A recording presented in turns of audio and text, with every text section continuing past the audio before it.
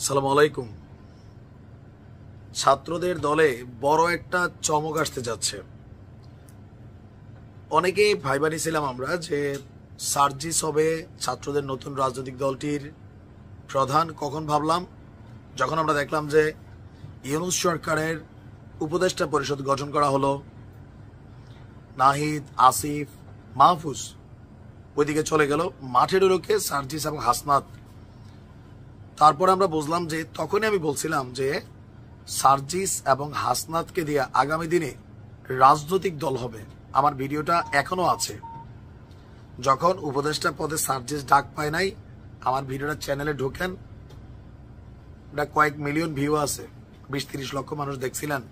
আমি বলছিলাম যে এই পুরা টিমের মধ্যে কথা বলা দুইটা ক্যারেক্টার হচ্ছে সার্জিস এবং হাসনাত। এতদিন মাঠ জমাইও রাখছেন, বাট শেষ মুহূর্তে এসে ছাত্রদের রাজনৈতিক দলটির একদম শীর্ষ পদের যে ধাপগুলা 1, 2, 3 সেখান থেকে ছিটকে যাচ্ছেন সার্জিস। ছাত্রদের দলটা এখনো সামনে আসছে না, মেইন কারণ হচ্ছে সমঝোতা।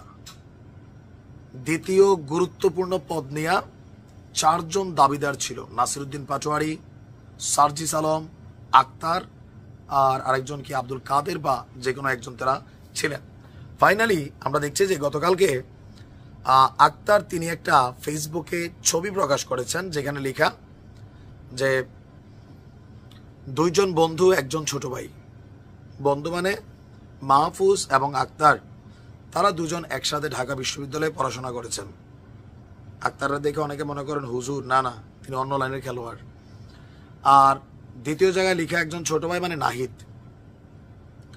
জাতির প্রত্যাশার ভাষা আমাদের পাথেয় হোক, মানে জনগণ যা চায় এটাই যেন তাদের চলার রাস্তা হয়। আর এরপরেই 2 উপদেষ্টার সাথে নিজের এই ফেসবুকের ছবির মাধ্যমে জনগণ বা জনমনের চিন্তা আসছে যে নতুন রাজনৈতিক দলের আহ্বায়কের দায়িত্ব নিতে যাচ্ছেন নাহিদ ইসলাম। এমনকি তার এই পদ নিয়ে কেউই বিরোধিতা করে নাই বা তাকে তার জায়গায় অন্য কেউ আসুক, বিনা প্রতিদ্বন্দ্বিতায় তিনি এই জায়গাটা পাইছেন। দ্বিতীয়ত, তিনি যে কোনো সময় পদত্যাগ করবেন। আমরা ধারণা করছি 27 ফেব্রুয়ারি, আগে হইতে পারে, কালকে হইতে পারে, ঠিক আছে। আর দলের দ্বিতীয় শীর্ষ পদ হচ্ছে সদস্য সচিব।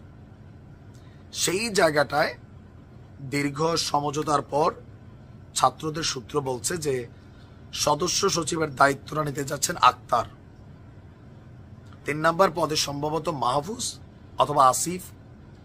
4 এবং 5 এই 2টা পদে থাকবে সার্জিস এবং হাসনাত।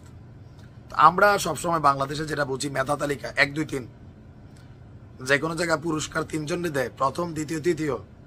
চতুর্থ থেকে যারা আছে তারা দুধভাত টাইপের হয়। বাট ছাত্রদের এই যে বোঝাপড়া, সমঝোতা, একটা পদ ছাইড়া দিয়া আরেকজনকে আগাইতে দেওয়া নিজেদের দলের স্বার্থে, এটা থেকে অন্য দলগুলোর কিন্তু এখানে শিক্ষণীয় 2টা জিনিস আছে। ঐক্য কিভাবে করতে হয়, আর আরেকজনের জন্য নিজের জায়গাটা স্যাক্রিফাইস কিভাবে করতে হয়। তবে টোটাল স্যাক্রিফাইসের মেইন যে থিম, ভোটের মাঠে কিন্তু প্রভাব পড়বে। তারা নানান সংগঠন বানাচ্ছে, বিপ্লবী ছাত্র শক্তি বানাইছে, আর অনেক কিছু। সবাই কিন্তু একটা টিম, একটা টার্গেট। আগামীর বাংলাদেশের নেতৃত্ব দিবে তরুণরা। ঝড় উঠবে কিন্তু রাজনীতির মাঠে, ভোটের মাঠে। অপেক্ষায় থাকুন।